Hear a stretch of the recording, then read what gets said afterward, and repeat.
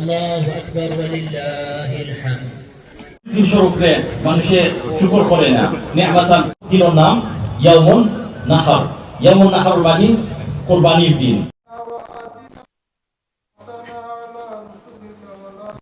সবচাইতে বড় ধর্মীয় উৎসব, আত্মত্যাগের উৎসব, আত্মত্যাগের মহিমায় উদ্ভাসিত উৎসব পবিত্র ঈদুল আজহা উপলক্ষে আজকে আমি ব্রিক লেন মসজিদে, যেটা ঐতিহাসিক একটি মসজিদ আমাদের বাঙালি ব্রিটিশ কমিউনিটির জন্য, সেখানে নামাজ আদায় করেছি।